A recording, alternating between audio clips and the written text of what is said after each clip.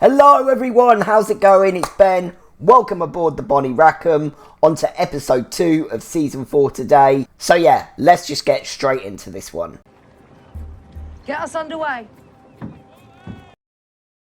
So, let us begin with a title. So, this title I've chose to call Choose to Listen. Good theme for this episode. Yeah, it's inspiration from a quote from this same episode.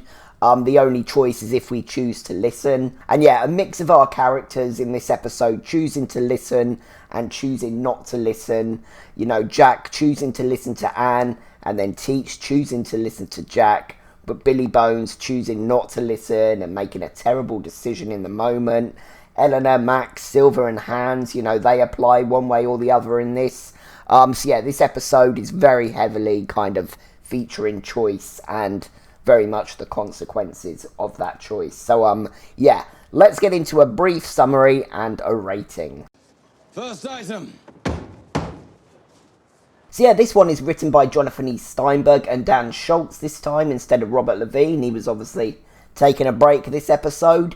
And this one is directed by Alex Sakharov. Familiar name now, he's got a few under his belt. The last one was of course a fantastic season 3 finale. On to episode 2, which is episode 30 in a 38 episode show. So yeah, really close to the end now. Yeah, I've been enjoying this, so I've only got, after this, 8 more episodes to kind of ponder over. Of course, yeah, it's just another fantastically brilliant episode, as expected now. And one of those for me that seems almost like a kind of part 2 from the previous episode. The themes or the character's decision kind of play out in this episode, leading us ready onto a whole new phase. So on Nassau, Eleanor and Woods Rogers discuss her grandfather, but are interrupted by Teach's cruel display of redcoat bodies. So they make plans to part for different courses. On the Revenge, Teach is still gunning for Eleanor and gives Anne his orders to attack, but Anne, she's not for it. After another smart word in Jack's ear, he's finally able to get Teach and himself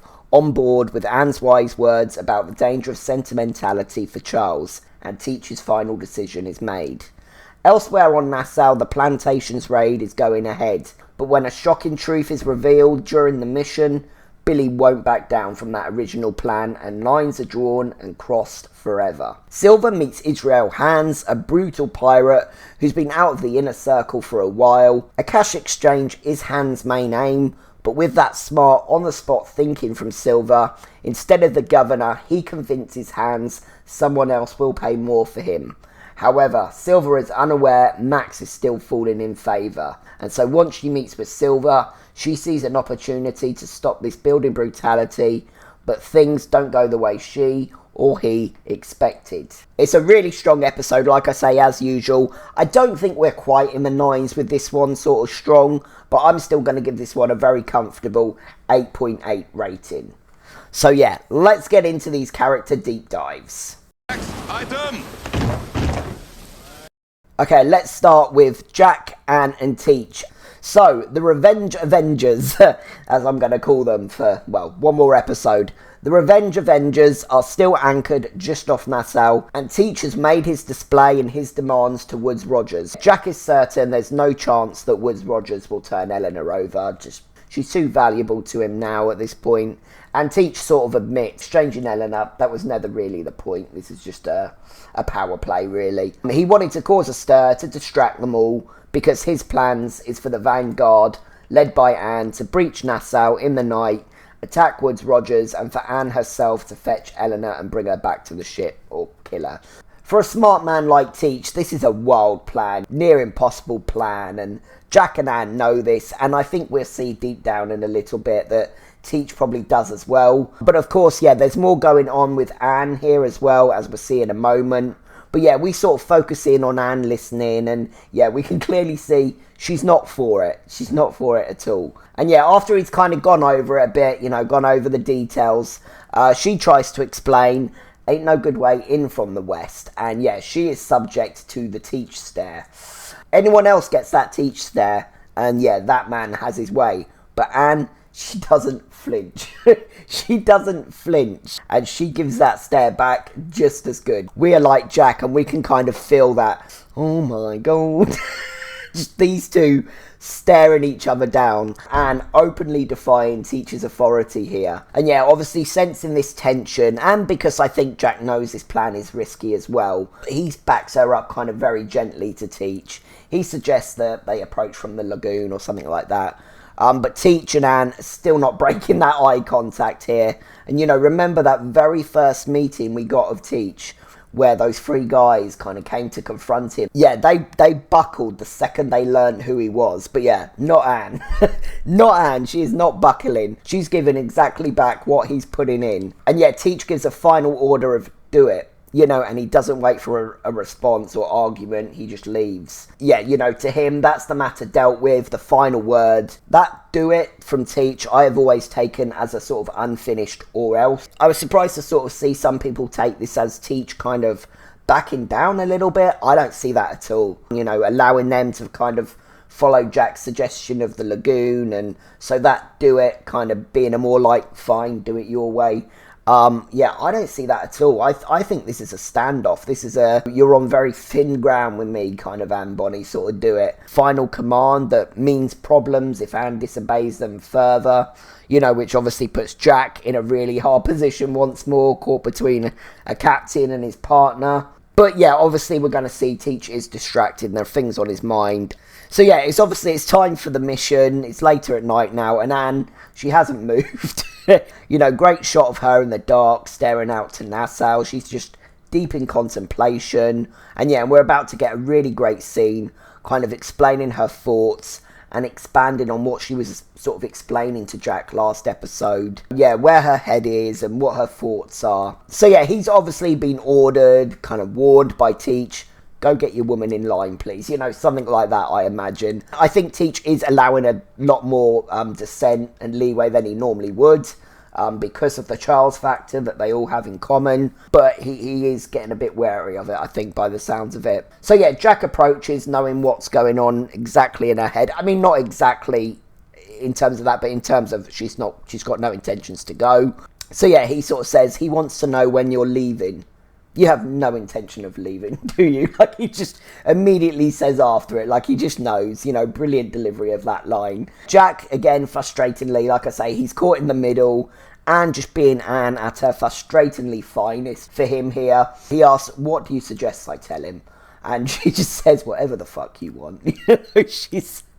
Oh dear, I love his kind of Anne. His Anne. But yeah, Jack continues. Anne, at a certain point, there is a good chance he'll decide to kill you than take no for an answer. He can try. She's going to get the MVP nod for more to come in a moment, but if the scene just ended there and that was Anne's episode, she'd still get it. For that moment alone. For Teach, Edward Teach, he can try. Like, who does that? Yeah, she's such a badass. Again, Jack goes into this conversation kind of knowing its outcome, and I think time's passed before this growth from Anne that we've had, before she's learned who she is and who she isn't. This probably just becomes a slanging match between them, you know, with lots of cursing that gets them nowhere. This is the sort of thing from season 1 I think we had a lot of, you know, where they just couldn't communicate well enough with each other. Yeah, and so it just effing and blinding everywhere. But obviously now, you know, yeah, she's going to be able to explain, you know, in her mind, a big reason of why she doesn't want to do this, why she thinks it's a bad idea. She's already kind of done it in terms of where he is, his head is last episode, but now she's sort of just going to be speaking for herself. So yeah, Anne explains her reasons. She says, I go looking for Eleanor, you know I'm going to find her too. And Jack works out it's Max, you know, she has Max on her mind. And I think that's a bit of a surprise to him. He knows she's changed, you know, and went through something big without him. But I don't think he understands at this point how it's changed her outlook for revenge. It's not that he's upset of the thought of Max still being a little part of her mind. I think he's surprised of the self-awareness in what killing her would do to Anne, if that makes sense. I think that's what's kind of what he takes on board. Something he maybe assumed she'd want to do about at some point. You know, she would want to get some revenge at some point if she ever got the chance. Or Max is just not a factor anymore, excuse the pun, the Max factor pun. Yeah, so anyway, Anne goes into her great speech, and yeah, she's obviously still very deeply hurt in terms of Max, angry over the betrayal, how she lied on Jack's safety, and she says it's not just the lie, she tried to take him away from her. Anne knows that Max knew what she and Jack meant to each other, how she broke the promise of trying to interfere with that in sort of separating them. Of course, though, Anne is very unaware of, the plan changing last minute and sort of Max getting caught up in that. But yeah, she still has every reason to be angry. Max was wrong in the main sort of part of it. That "I trust you" really meant something to Anne back from last season. She says, "When I left that island, all I could think about was having the chance to make her pay. It would be so easy, but I don't want to do it. I don't want to live with it after. The sight of her hurting that way." Just, amazing growth by Anne. Amazing self-knowledge, in an episode where everybody's on shaky ground with their thoughts, what they want, their decisions. Anne is absolutely kind of solid in that in the moment. People are doubting themselves, doubting plans, doubting each other. But yeah, again, Anne just makes the strongest statement in regards to that kind of self-knowledge. Last episode, it was more about don't make dangerous, pointless decisions for the dead. But in thinking she kind of got nowhere with that, she kind of, like I say, she's just brought it back to the personal.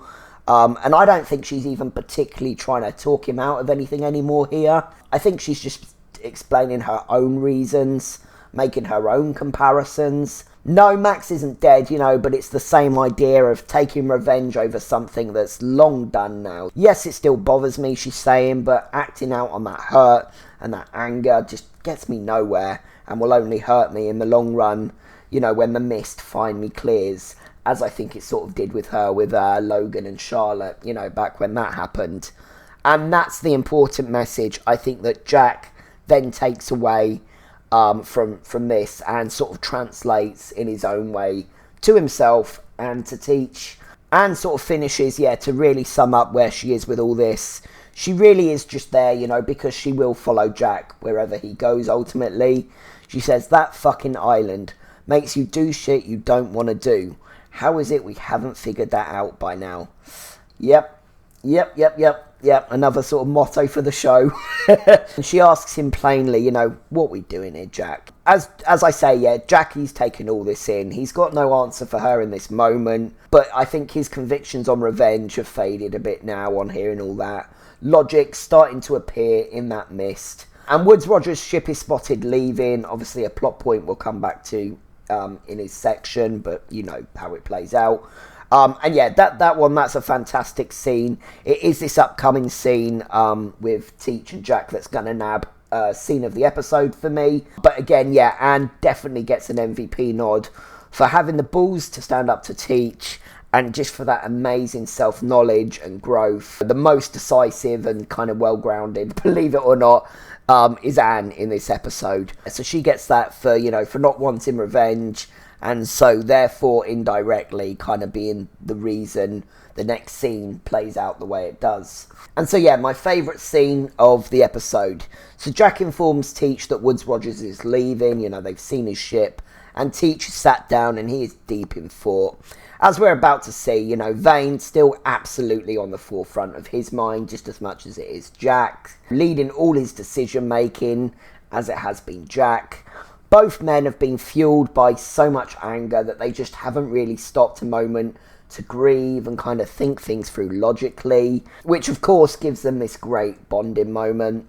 So with Woodes Rogers now out the way, Jack observes that means they're one step closer to Eleanor now, but it's not the enthusiastic, let's get the bitch, kind of it would have been earlier or last episode anymore. It's very kind of, well, we could. So if he still wishes Anne to leave and head the Vanguard, then to tell him now he'll have it done. And he means it, because he and we know she would do what he asks if he really, really wished it. No, she wouldn't be happy about it. No, we know where she is with it. He knows where she is with it. No, it might kill them all. It might kill her. But if he really wanted it done, he's the only one that could make it so. So timidly, he sort of asks Teach if he'd like to know what he thinks. And back to Jack and just what he's best at. Coming up with the right words, when up against it, when in a bind, when all hope seems lost. This is when Jack is at his best. So yeah, on a roll, he doesn't wait for Teach's answer or permission to talk, and that doesn't come anyway, because this knowledge is there somewhere in the back of Teach's mind as well, I think, and he just needs to hear it like Jack did. Jack kind of like a conduit a little bit between kind of what Anne's saying and how he's translating that to Teach. So yeah, Jack says he thinks Anne is right. He says what she says, only a fool gives his life to learn the admiration of a corpse, and he says he wanted to strangle her. Which, yeah, we saw his anger in that scene last episode, you know, his disgust. But he couldn't help but note that she sounded an awful lot like Vane in that moment, who they both know shares Anne's mistrust of sentimentality. And there's a little awkward kind of moment of silence, but then Teach finally opens up to Jack, shares a moment with him about Charles. So yeah, Teach tells this great story, you know, about a majestic bird, a great monologue from Ray Stevenson here. Yeah, Teach explains how he took to Vane immediately, knew they were fated to matter to one another. Again, yeah, Teach in deep mourning here too. We're really seeing that this scene. I've only really felt it for Jack until this point, because we just know him better, till we know of his and Vane's relationship better. In the grand scheme of it, we really just haven't had much time with Teach. So little time left. So yeah, anyway, Teach tells how they saw this big, beautiful snow white bird. Felt meaningful to Teach. He told Vane there were men who would have seen omens in the bird, you know, men who would have called it a sign of great fortune. And yeah, Teach is really, he's emotional here, you know, again, great acting from both Ray and Toby, and it's usually about this point that I start getting a little bit choked up. Yeah, this is a really emotional scene. It actually really makes me miss Vane. You know, it does a good job, I think, of making the audience realise that we have also been caught up in the anger and the aftermath and just the shock of it, that we've not really mourned for Vane properly either, maybe. So it's nice to hear this kind of story. Yeah, and I just, like I say, I love this bonding with Teach that Jack is able to have. And, you know, and it's finally a way in for Jack as well. Teach finishes the story by saying he asked Vane what he thought the sight of this great, you know, creature meant. And finally, you know, Teach turns around to face Jack and he says, dinner. They share a laugh. Again, seeing Jack emotional always makes me emotional. And, you know, we can hear Vane delivering that line just like they can. Jack says, I'm sort of paraphrasing a bit, cutting it down a bit. He says, there are moments in the dead of night where I can't sleep, and I wonder if I will ever be able to truly rest again, until I know she has paid from what she took from me.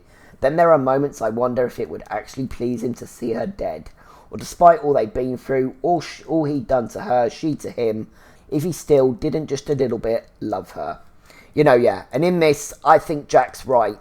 I think Vane could have probably killed her in that cell if he wanted to, you know, just as a last kind of, fuck you. Could have fired on her when they did the burning ship tactic. Opportunity was there, I'm sort of saying a few times. And yeah, again, this is Jack kind of relating it back to what Anne's just said about Max playing a factor here as well. After everything Max did to them, did to Anne, despite that self-growth from Anne, Jack may be understanding some bonds just can't be completely severed, no matter how much damage each party kind of does to the other, or what his own thoughts may be. Of course, yeah, that's obviously something to come back to in a handful of episodes in terms of Anne and Max. Jack wonders aloud, you know, if Charles were here now, watching them pondering over kill Eleanor or defeat the governor, then perhaps win the war, that they don't have to imagine too hard over what he'd say. He says maybe we've already heard it, and the only choice is if we choose to listen, which of course ties into my title as well. Yeah, outstanding scene, just absolutely brilliant. Brilliant acting, great dialogue, great story, monologue, and just a way to kind of tie that together. Finally, nice, you know, it's nice as well to see Jack get somewhere with Teach. You know, moving on to another part of the grieving process for them both, a healthier part, a part where they can see a little bit through the mist again, which again, I give Anne the biggest credit to here for the way this plays out. But of course, you know, though this is the correct progress in the moment, it's so bittersweet for what's to come in the next episode for Teach, and the course that then takes for Jack and Anne the next episode. Yeah, you know, just sticking so well with this theme that's really strong for this final season, kind of damned if you do, damned if you don't. Just some things are just inevitable. But I think in the moment they've made the right choice. But yeah, anyway, getting too far ahead of myself. But yeah. Oh no, okay, there's a little bit more. So yeah, they go above deck and they observe Woods Rogers using the fort guns for cover. And a crew member asks kind of what we're doing. And Teach looks to Jack and Anne and orders that they pursue. So yeah, Jack and Anne exchange a look, you know, and Anne realises, I think, she's got somewhere with Jack, and Jack's kind of talked Teach round. And yeah, which is a nice little moment I like for Anne, but otherwise, yeah, some dark stuff, like I say, to get into with this trio next couple of episodes.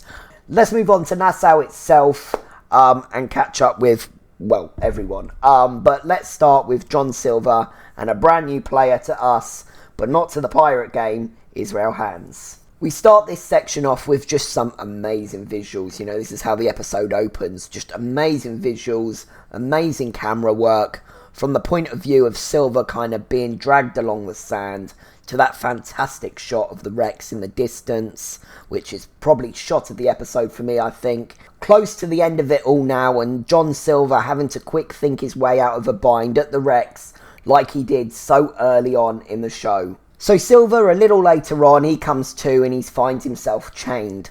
Opposite him, a redcoat is also tied, but he's not gagged like the redcoat is. But yeah, is that Hans' mistake? It might be. So once Silver gets his attention, he speaks. At this point, we don't know his name or who he is, but he's gruff, scarred, clearly been through some things. There's some build-up to kind of get to his point. He's in no particular rush. Another character that just carries a monologue or a bit of dialogue, you know, really well. Eventually he produces a pen and paper, which he puts in front of Silver, explains the law is paying 500 pieces for Long John Silver, which, you know, John obviously, he tries to deny it's him, but yeah, you know, there's not too many men with one leg hobbling around Nassau. So Hans, he just smacks Silver across the face for that. A little fun thing he likes to do on occasion. Hans says unimpressed he's seen him before he became Long. Again, building this mystery up well of, oh, who could this guy be? You know, he's seen him before. I like to think, in knowing what we end up knowing in a moment, that Hans has just been sort of on the outskirts of Nassau, on and off, like he's clearly been here in the wrecks for a while. You know, it looks like he's set up a little base here. Silent observer, like us, the audience, almost, I like to think of him as, who's just been watching and kind of waiting since the beginning, for an opportunity to kind of cash in somewhere. And more importantly, I think Silver, who, in working out in a moment who he is, kind of figures the same thing and uses it to his own advantage. Yeah, again, Hans, I think he's just been observing for a long while now, and he knows the Long John status, you know, is mostly based off lies and stories. So yeah, you know, maybe he was there when Silver first jumped off the walrus and fled about the marketplace to cause confusion. Maybe he was already in the wrecks when that went down and he kind of silently observed that. Lots of great possible kind of headcanon and fan fiction you can do with this character. Essentially, yeah, he knows this Long John Silver kind of mythos is bullshit for that part anyway. He's definitely underestimated Silver. So yeah, essentially Hans wants him to admit that he killed a redcoat in this letter, because Hans figures it, you know, will get him even more money for handing him in because of said act. And when Silver just flat out refuses to comply, Hans just coldly kills the man himself, you know, very graphic, kind of gory murder. Yeah, we see along with Silver, this guy is not to be messed with. So yeah, next scene of them, and yeah, Silver has taken a good look at Hans, who is kind of gutting a fish right now, or something like that. And yeah, we know that look, you know, Silver, he's coming up with a play, he's thinking things through, he wonders aloud who else's lies he's to be held responsible for.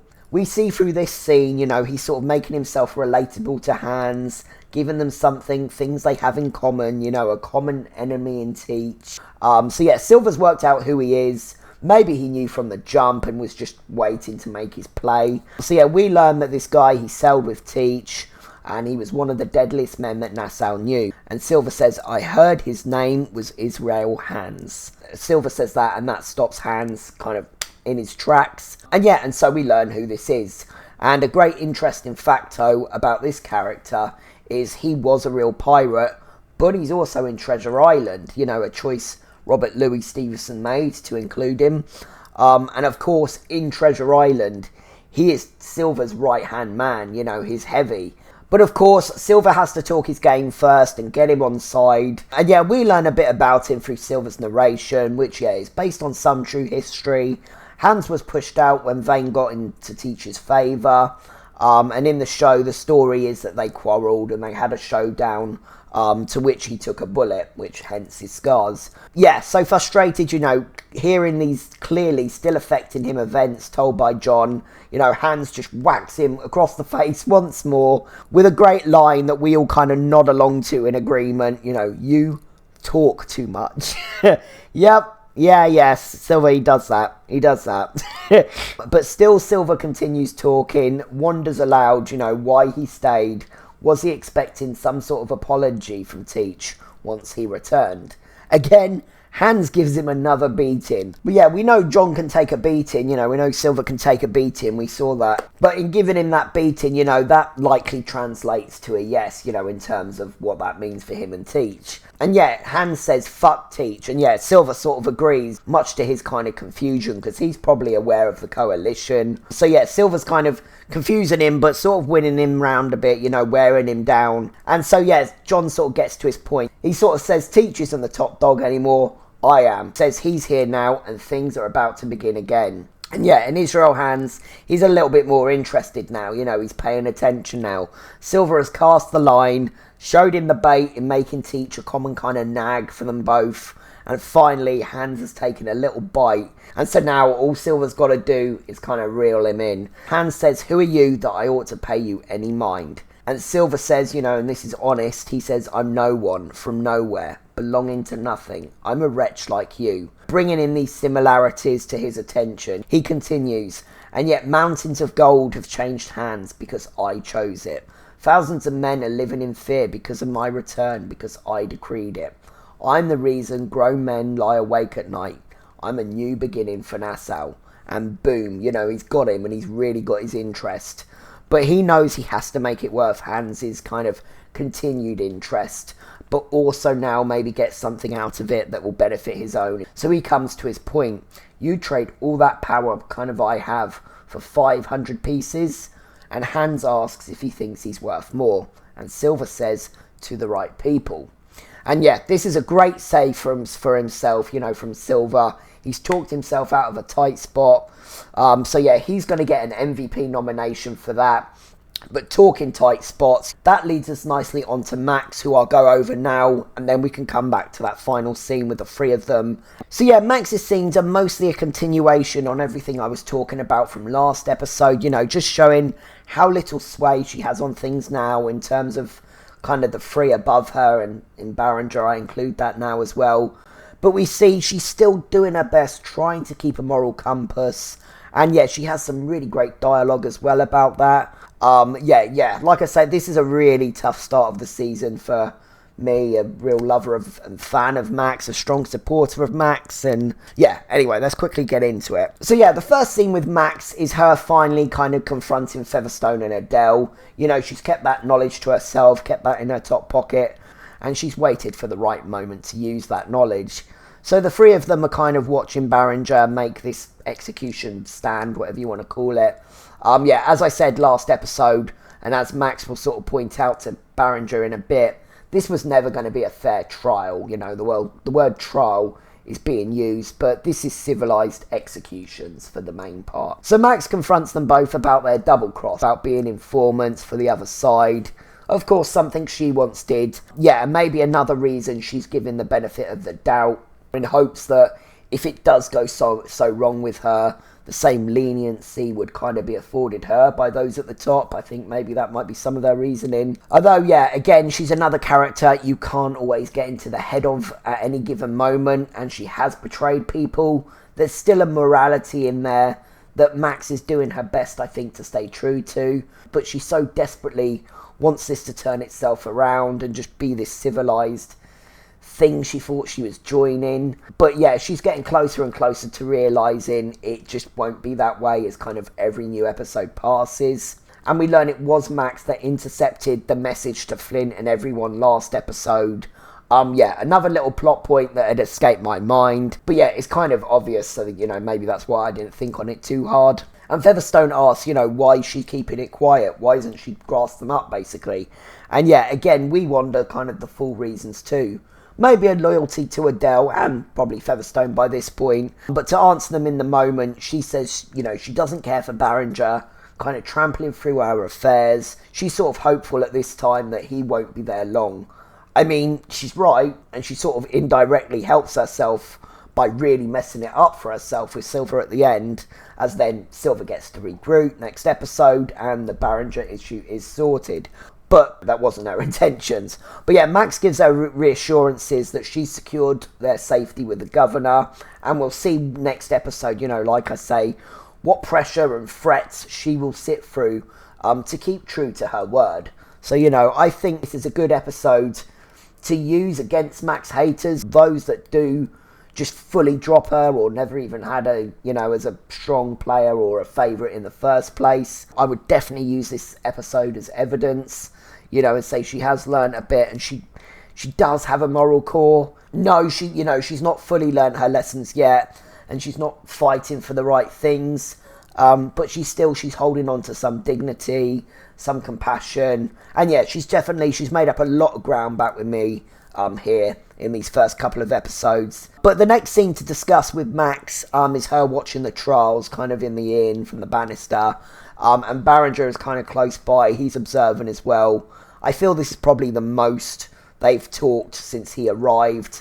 As I sort of said last episode, he's been told to stay clear from her, that she's a no-go. They're doing the trials, obviously, in the inn, and the people on trial, they know they're dead men, so yeah, they're just getting in some last words, like you'd expect. And yeah, Max is clearly uncomfortable, as she'll sort of explain. And Barringer casually remarks, to start a conversation, that he's seen no remorse, kind of from anyone. He's on Max's arse here, as teased last episode. So he says, savages to the bitter end. He says it with real distaste. And Max notes, when you condemn 12 plus men in an hour, remorse is a lot to ask for.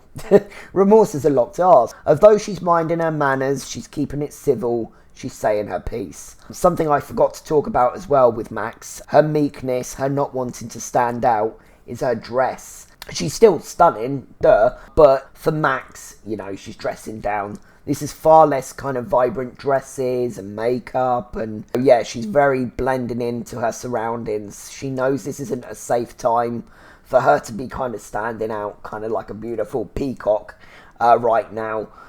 So yeah, again, I applaud her bravery here. And yeah, he questions her objections to trials. Again, he's so desperate to catch her out, and he unfortunately will in a little bit. But Max says she doesn't object to trial. Again, she's kind of being reasonable to what will still need to happen for civilization. She's not against hangings, but she does object to spectacle. Certain to increase defiance and anger rather than soothe it. We should be moving past this, not wallowing in it. Boom. If Eleanor or Barringer or Woodes Rogers listened to Max these last few and these last next kind of episodes, they would actually be cruising. They'd be cruising, but they won't listen to her. But I'm glad they're not listening to her. But I'm still angry with them because, they don't. So yeah, her dialogue here actually really reminds me a lot of what Anne's been saying these last couple of episodes. It's very kind of similar. Back to this kind of passion versus logic. That again ties this and last episode together really well. She's well aware that Barringer is letting his passion, his anger run these trials, rather than think about what this might actually stir in the long run. And yeah, he's just about to confirm it. Barringer calls it a noble sentiment, and that he might share it had he not found one of his soldiers with his throat slit. And he tells Max that the note came from Long John Silver, which gets her attention, of course. I think he knows what he's doing here, desperate to get at Max. So he's sort of dangling a bone in front of her, almost the same as Silver kind of reeling in hands as discussed. And this is kind of Barringer doing the same here. Once upon a time, I think she'd normally see this as a play and she'd not fall for it. But because she's kind of on a sinking ship and she's desperate at the moment to do anything to kind of plug these holes up that Woodes Rogers and Eleanor mostly are continuing to make, she's letting her guard down here, you know, which will ultimately kind of put herself in bad standing with both sides. You know, she looks at him, tells him she will be vigilant, but promises were made by the governor to her and to her informants. And then she drops a banger. If oaths are no longer kept here, if boundaries are no longer respected here, then there is no civilization here to defend, and I do not know what we are fighting for. Another boom. I do feel for Max, I really do. She wants this so desperately to work, but men like this will never live to those morals. They just won't. And yeah, obviously at this point in the episode, some other stuff has gone down with Eleanor and Woods Rogers, and so Barringer informs her that they both leave soon. He alone is to be left in charge of Nassau security, which of course is giving this man far more power than he ever should have. So Max goes to Eleanor immediately. You know, she wants to know why she's leaving Nassau in this state with this kind of monster in charge. And Eleanor tells Max about her grandfather and the plan. And Max is aware of that. So yeah, we can put a little pin in that kind of nugget of information. And yeah, Max strongly advises against it. She thinks Eleanor's oblivious to the dangers still on Nassau. You know, she drops another truth. You know, she says, you and I both know there are men on both sides of this war whose identity is so enmeshed in this conflict that they are more afraid of ending it than they are of losing it. God damn, yep, that'll be this war. She means obviously Barringer right now, but we can apply that to kind of Woods Rogers. This is also very much been Flint at times as well. You know, we can make a great comparison here to Miranda's kind of fighting for the sake of fighting kind of moment, which is, you know, what Max is saying here. You know, and this guy that's you're about to leave in charge is one of those big guys that's, you know, that does that. But yeah, Eleanor, oh, I don't even know with Eleanor. But yeah, I'll come back to her in her section. But yeah, Eleanor, she defends Barringer, and she says terror might be what Nassau needs. Oh god, yeah, like I say, we'll come back to her, but honestly, it's like winding a broken record with Eleanor at the moment. She's so blinded right now. She's moulded herself into someone I don't think even she knows. But yeah, so we'll come back to her. But yeah, let's bring it back to Silver and Hans as well in that final scene with Max.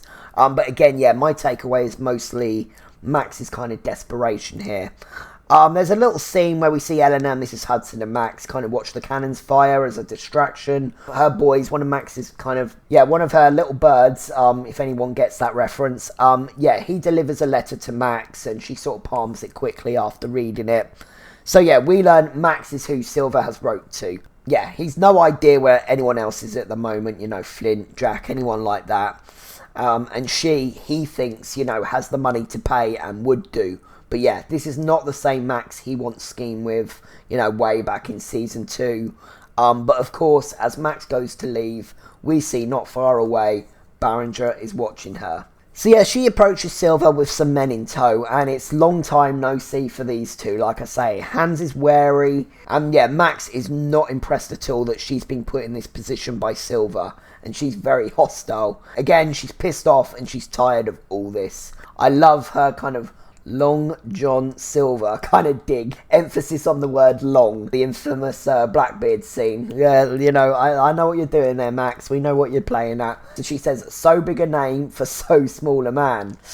Damn, Max. She's playing with a little more fire here because she thinks she's got that bit more leeway with Silver, but she hasn't seen this Silver. So yeah, Silver sort of calls in his IOU card with Max, which is fair, you know, and another reason he was probably, you know, likely thinking that this would play out different. She kept his shares. There's probably a life debt kind of messed up in there somewhere as well, as he sort of states. He sort of says angrily, you know, she might want to consider all that rather than come at him with that tone. It's not the best start here for either of them. So yeah, Silver makes a point of naming Teach, Rackham, Flint, big names still in the game. He says it may feel over to her, but as long as they're all free, it's far from it. And yeah, obviously this is a truth that Max is well aware of, you know, that they're all still in the game, and I think why she's making this play, which on paper is a really good play. But yeah, he makes a good point, you know, and something, as I've said, that's really on her mind. He sort of asks her, if we win, you know, how do you think that she's going to fare? Max has pissed off a lot of people on both sides. So yeah, he makes his offer.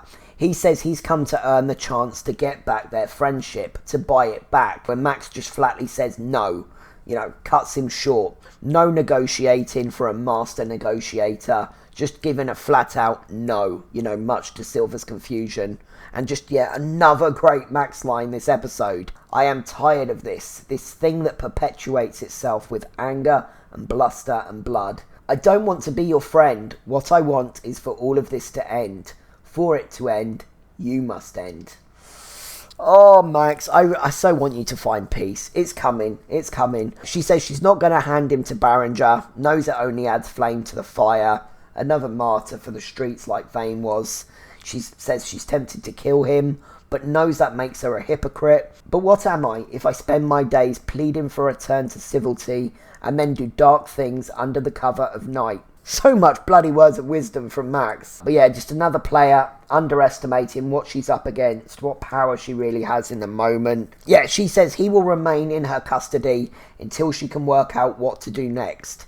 He'll be gone, he'll be out the way, but he will live. So any debt between them, he can consider them repaid. Yeah, not what Silver was anticipating at all, I don't think. But yeah, like I say, Hans, he's having none of it, and he absolutely murks Max's escorts when they go to take John, and Max has to flee in a hurry with. And so Max has pissed off Team Pirate once more, and unknown to her right now, Barringer as well. But yeah, I'm far more sympathetic with her here, like I said, than what went down with all the Anne business. And while there's still more to see of Israel Hands and his lethalness, I think it's a great introduction to him.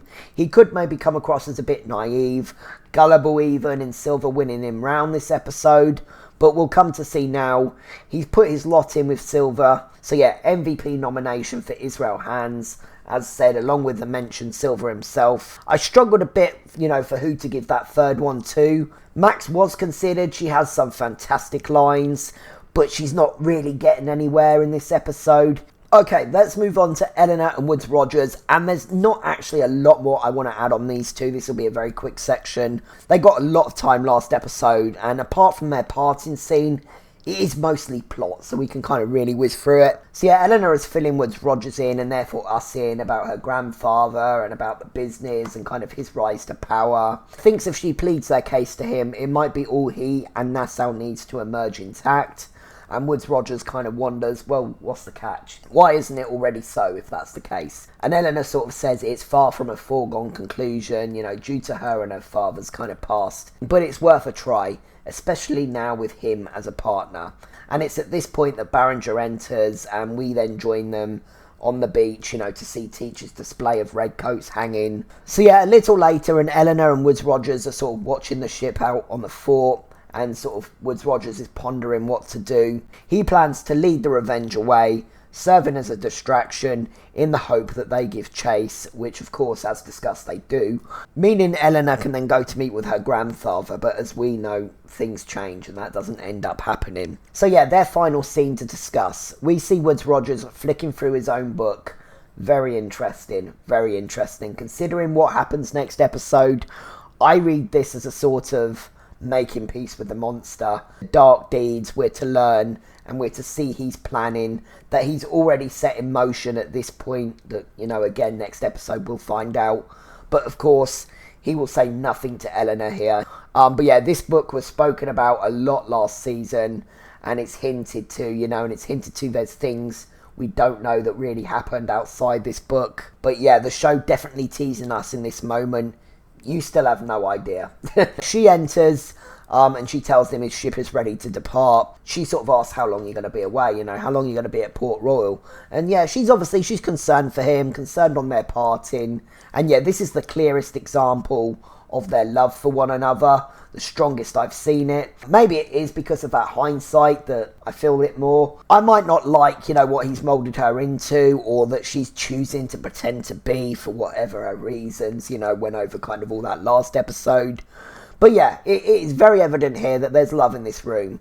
And yeah, it's an emotional farewell for them both. Of course, as I said, we now know this is the beginning of the end for them, because the reality is, this was a relationship that was doomed from the start. because of who they both are. Together in the same place, they do keep a little bit of a tether on each other, whether they're being as bad as each other or they are calming each other down a little bit. But yeah, once apart, his monster is free to rage, and Eleanor finds herself easily slipping, into old alliances, old habits, as we saw when he was ill kind of in episode 9. And she just makes, emotional snap decisions that just seal her own fate, because she really isn't this wallflower, obedient wife. She's trying so hard, so desperately to be for him, for herself, for Nassau.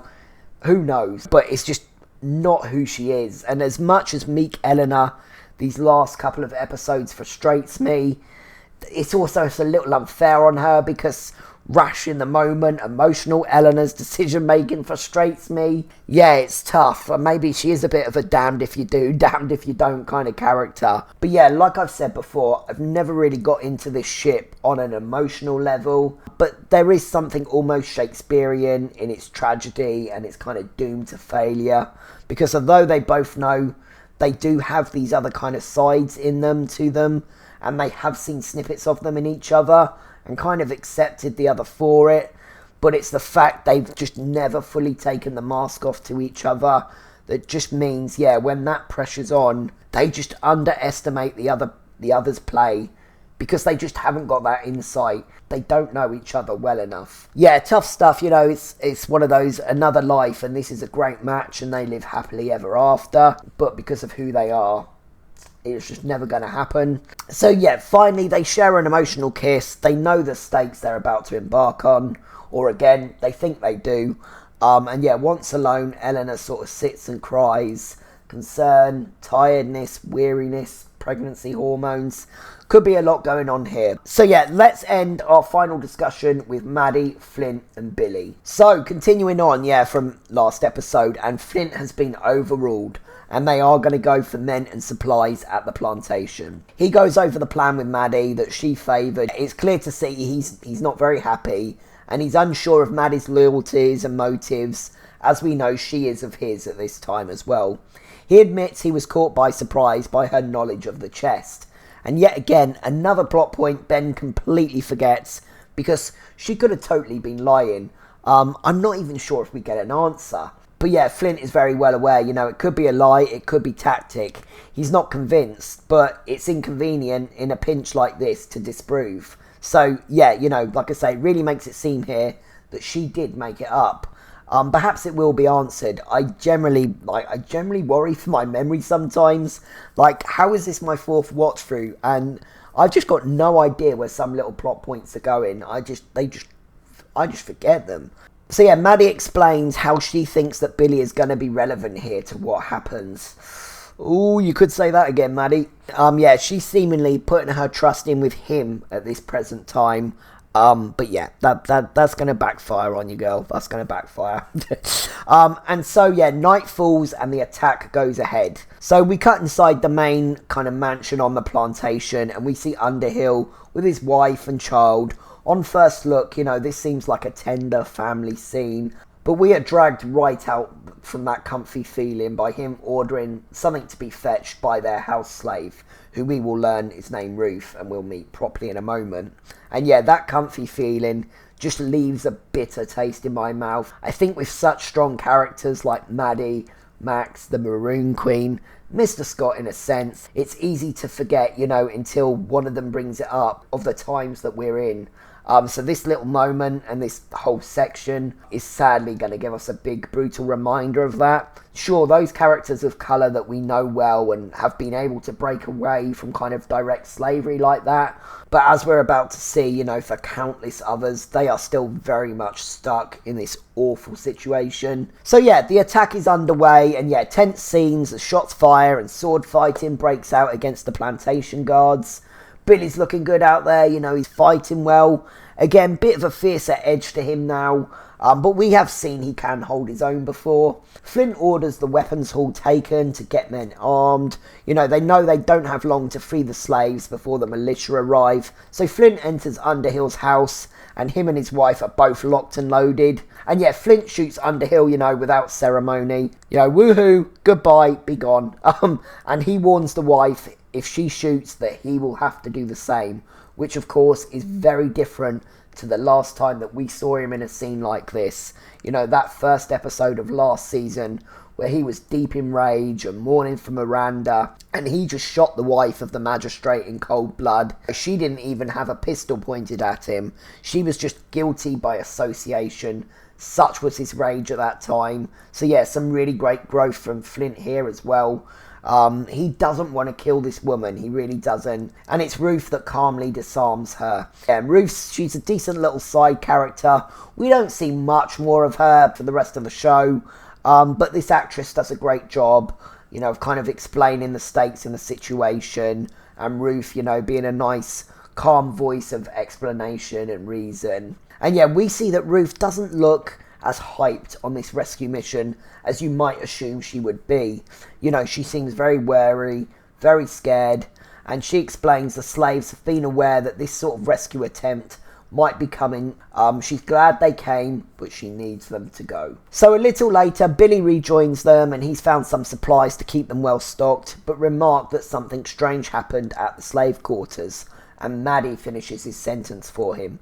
The doors were locked from the inside. Billy's confused, we're confused first time, underestimating the cruelty of man once more. And we learn that when Madi last came, when she got the weapons that time last season, suspicions were raised on these plantations with the owners, which therefore sadly means the slaves have been treated awfully since. Just on the off chance that they might be involved or inspired to get involved. Just awful, disgusting treatment again, reminding us of the time we're in. Families have been separated amongst the plantations, with the threat on all of them to comply or risk the punishment of their mothers, sons, husbands, etc. Risk the wrath of the slave owners, which naturally the slaves themselves don't want. Ruth doesn't want. So of course, it's a big blow, a big one. It means we have to leave this poor woman as she is, have to go back to base, regroup and have another think. That's what it should mean. That's what it would mean for most, what Madi and Flint know it to mean. Billy, though, he has other ideas. He suggests they move quickly to free the other plantations as well, but Madi cuts him down. There's just no chance of getting to all 7 estates in one evening. Of course there's not. We know that. And and this is from where I really start to say, right, we had a lovely run, mate, but bye-bye, Billy. Bye-bye. He's not hearing withdrawal. He's just not hearing what logic is being said here, or the humanity behind the logic. Awful punishment opening those gates inflicts on their families, let alone if the people inside would want to go anyway, and if you're going to have to force them. Just total lack of thought from Billy on bigger picture. All he's hearing in this moment, I think, is Flint will have his way. Flint will have his way. He will have beaten me. I bet he's glad that he failed. That's what I think's going on with him, which just proves to me, Billy is a good leader for his men, but he's not a good leader when it comes to final say on big decisions. He's not a big gun. He's not a captain. He's not a captain. And as Flint points out to him, it will be the end of trust with the slaves on the island, or possibly anywhere, and we just see Billy simmering, not listening, not taking it in, just simmering. Again, I just think this is no more than a petulant tantrum at its core from Billy. And Madi explains only way to free them safely is all at once, revolts against the island. And Flint says if they take Nassau first, it gives them the best chance. I'm not going to pretend, that Flint's not dying to say, no, I told you so here, or have a moan about wasted time at him, but he doesn't, because he's a leader, and he knows that's not the best choice in the moment. That's not the best use of their time. It's not helpful. But yeah, again, you know, cruelty of civil men has been underestimated, and it's put a complete spanner in what was otherwise a really great idea from Billy to strengthen their forces. Angrily, you know, he tells Flint he lost 6 men, and yeah, Billy has always been about his crew, putting them first, and that's fair, and I love that about him. And he's concerned, you know, about not getting the supplies that they do desperately need, and this is all fair points, but again, he's just not thinking that bigger picture in terms of this war or of Nassau, the reason that Flint gave him this power to do all this in the first place. Otherwise, what was the point of any of it? And so, yeah, they get back into it, and they're just bashing heads again. And poor Madi, you know, realising in this moment she backed the wrong horse in Billy. And Flint says a retreat is painful, but it's necessary. And Billy sort of pleads, please don't do this. Yeah, you know, if you've been watching these since the beginning, you sort of know me by now that I'll try and see things from both sides, and I'll try and grab hold of anything to give someone worth defending, usually Eleanor, the benefit of the doubt, you know, to see something seemingly so one-sided, just for good conversation, if nothing else, you know, but I have got nothing for Billy here. I've got nothing. But yeah, if there's still any Billy defenders at this point for this moment, please let me know. Give me something, because yeah, I got nada. At this point, you know, they hear that the militia is really close. They're approaching, and Billy's face kind of just goes. And yeah, that is the end of that. That's that done with him and Flint. And Flint says this was never going to be easy. It just is what it is. I've heard that before. Heard that before. It ain't good and it ain't fair, Billy. But it is what it is. So get your shit together. Regroup and go another day. He doesn't regroup. He doesn't regroup. So yeah, Flint comes out and he tells Billy's men, who at this point, you know, like I say, he's assuming as their one crew again now. He informs them there's been a change of plan and they need to be gone.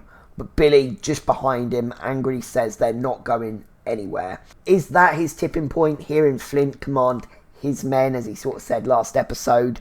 And yeah, so Billy, he orders Flint restrained. And Flint's just looking at him confused, like, what the fuck? Billy Bones, founding member of the worst timing ever club, you know, he's back on his bullshit. 4 seasons on, he says, I'm through following you down a path only you seem able to see.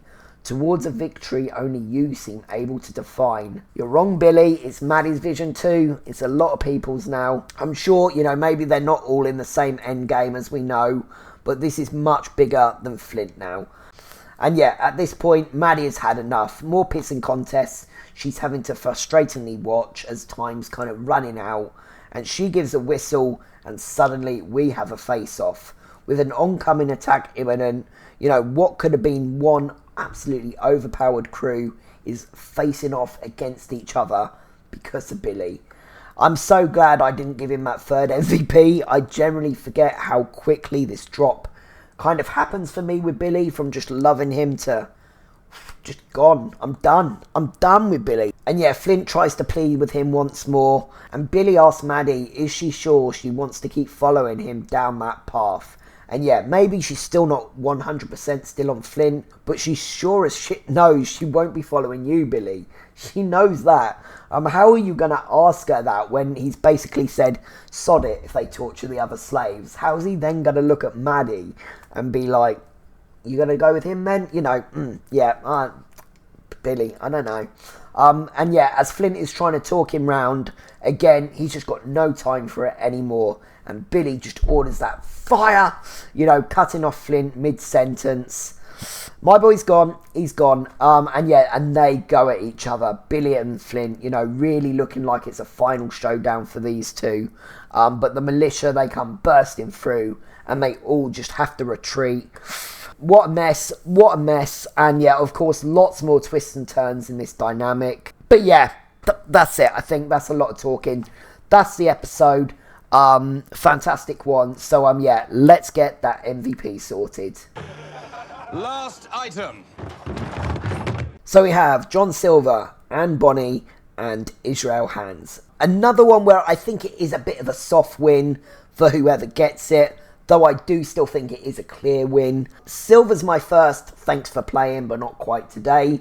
Eliminate, you know, Max and Jack would have been the same had either of them gone on to be considered, as I was sort of umming and ahhing, leaving it ultimately between Hans and Anne. So do I go with a badass bailing out action moment, or a strong self-confidence, self-awareness, and just great advice to Jack, which in this episode he finally hears and takes on board and forward to teach? I've got to give it to Anne. I can't nominate her twice in a row and let her miss out on both. But yeah, it is actually a really strong episode for her, both in not flinching under Teach's stare and just that great conversation with Jack. Back-to-back strong dialogue heavy episodes for her. Growth and maturity here is just so great to see. So yeah, you know, that's going to be 3 now for Anne Bonny. I'm a little worried that Hans might not get the chance to get on the board. He's a great character, but I don't know, with so much going on from now on, I don't know if he's necessarily going to get a chance to outshine everyone, you know, in one given episode. The next 2 episode kind of MVP wins have been on lock since I started. You know, Hans will be in the run for some hammer time next episode, but I don't think he's beating that final defiance in the face of death. And episode 4, I don't even remember what else happens in that episode. So, apart from her.